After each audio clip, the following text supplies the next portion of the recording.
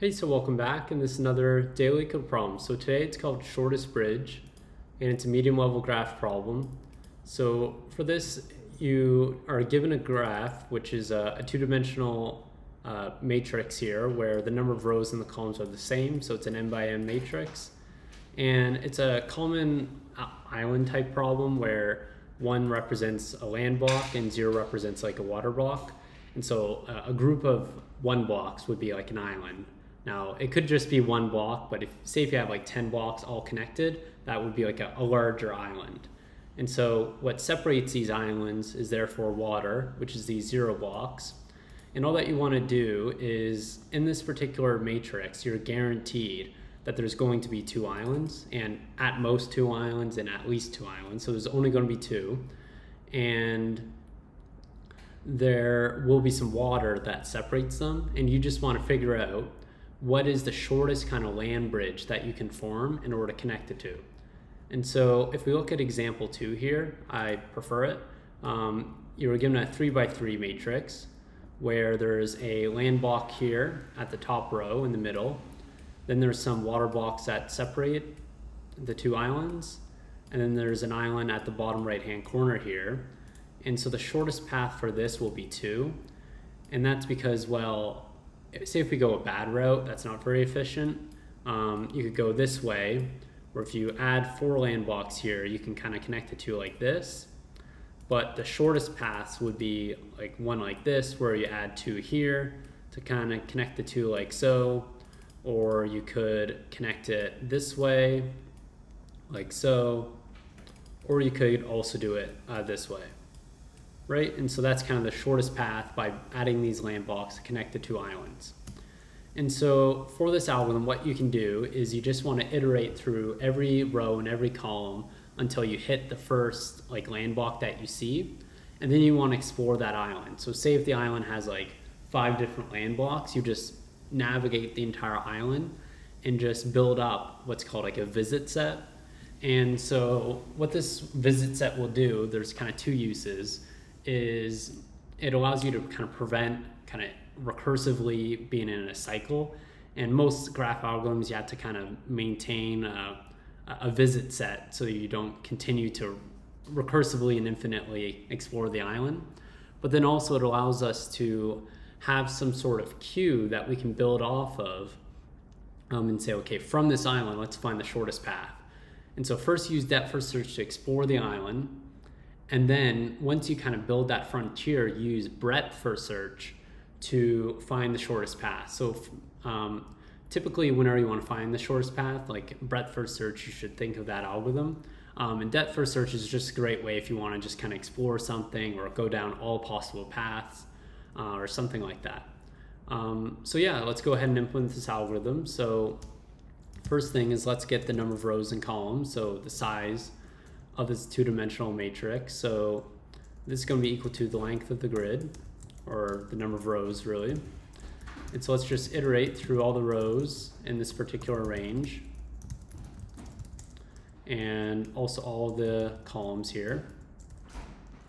And so once we see that we hit a land block, let's go ahead and explore that island. So let's call depth first search at this particular row in this column. And so we'll just want to build out this particular function here. Okay, and so with this, we then want to, once we explore that island, we're going to want to call breadth first search, in which we'll also have to implement like a method for. So this would be BFS, and it'll be similar to this. Okay, and so the first thing that you typically do, and we'll implement depth first search first, is you want to make sure that you're within the valid bounds of that matrix. So you just say, okay, if, and we can call like is invalid, which will implement this method. And so what this can do is, we'll just create the definition here. So we want to return like true, as in it's not valid, if it's outside of the bounds of the matrix here. So if the row is less than 0 or the column is less than 0, then we're kind of negative, so we're out of bounds. Or say if we're greater than the size of the grid, so if the column is outside of the range or the row. Then we're going to want to return true because that is invalid. We also want to consider, okay, if this is a water block, we also don't want to explore any further. We just want to explore the island. And so we say, okay, if this grid is a water block, then let's also ignore it. And then the only other thing is, because we're going to be building this visit set, we then also want to say, okay, if we've already visited this, let's not continue to visit it again. Let's just ignore it. So if this particular tuple is in our visit set, then let's also ignore it here. Okay, and so with this, we then want to say, okay, otherwise, if it passes this check, then we actually want to visit this particular island block. And so to explore it, all that you want to do is, typically I like making a directions array, which is just kind of your programming, the exploration of this graph. And so you just represent, okay, I want to go, for this instance, it's just saying I want to go up one row and stay in the same column. And then I want to say, okay, maybe I want to go down a row, so explore south of the island. Or if I want to explore the east, I can say stay in the same row, but let's go to the right. And then I can also look west by saying, let's stay in the same row, but let's go to the left. Okay, and so we just want to iterate through all of these possible directions in this directions array. And we just call depth first search on this new row in this new column that we're getting.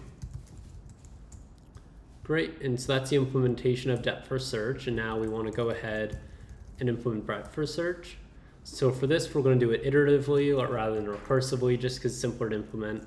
And so the queue is going to be equal to the double into queue data structure in Python, and we're just going to pass in that visit set. And that visit set is going to contain all of the like row and column for each land block in the first island. And from there, we want to explore that frontier and continue to add to our queue like the next water block, and continue to kind of place those land blocks and see how far we can get until we hit that other island. And so we just want to say, okay, let's keep doing this while there's something in our queue. And this is all like, what do I call it? This is all like typical code that you write. This is pretty templated algorithm. And so you just say, okay, for in the range of this queue length, I'm just going to move me over here. Why don't I just expand this full screen? Okay, so for this entire length of this queue, let's continue to just pop off the direction. So let's pop to the left of this double-ended queue. And then we just want to iterate similar to before in all possible 4 directions. And we're also going to want to consider, okay, are we in a valid range or not? But we do want to actually consider water blocks in this case, because that's what we're kind of expanding on, is the water blocks. But we do want to ignore it if it's in our visit set. This like new row in this new column is already in our visit set, because that's a island or water block that we've seen before. Okay, and so otherwise we're going to want to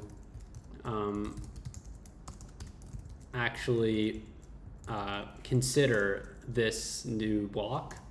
And so we say, okay, if at this particular row and column in our grid is equal to 1, that is not in our visited set, and it's a 1, so that's a new island. So let's return the distance that we've had to travel. So let's first set this distance to 0, and we're going to want it to increment this distance whenever we add to our frontier. So whenever we go an extra block level further, we're going 1 extra distance.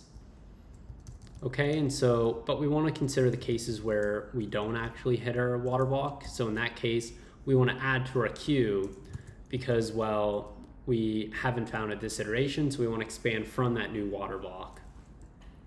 Okay, and that's going to be q.append this particular new row and this new column. And I had to use new row, new column here. Okay, but we also want to add to our visit set. So let's do visit, and because it is a set, we have to use add. This has been visited, but we've added it to our queue to explore from that frontier. So I think this looks good. Let's go ahead and run this and we'll see. Oh, I have to expand the side here. So, that's because, let's see.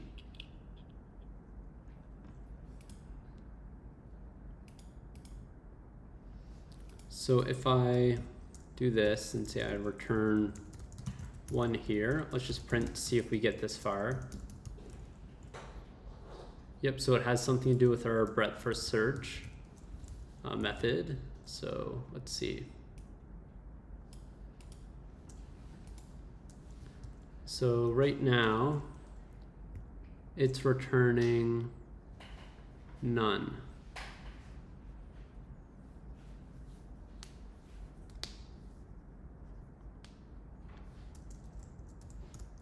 So if I return the distance here, it's going to give us the wrong thing. So it's a case where we're not returning the distance when we should be. So what's that then? So this is our visit set, length of the queue, go rows for every new row and new column. Oh, so we want to actually calculate this direction. So these are the directions that we're getting, and we have to calculate the new row and the new column, which is basically the current row plus the new direction, and the current column plus the new column direction. Or, yeah, there. Great, let's try submitting. And success. So yeah, that's today's daily LeetCode problem. So yeah, it was a pretty challenging problem. I think it's kind of hard medium in a way, where it's challenging to kind of first come up with the algorithm, but you really need to know the templated code for depth first search and breadth first search, and just be able to modify it and reconfigure it. I think the really hard part for this is probably knowing to use depth first search to build that queue as like the initial frontier for breadth first search. I wouldn't have thought of that. So this is a great problem, great for revisiting these algorithms and just knowing how to tune it. So yeah, I hope that helped, and good luck with the rest of your algorithms. Thanks for watching.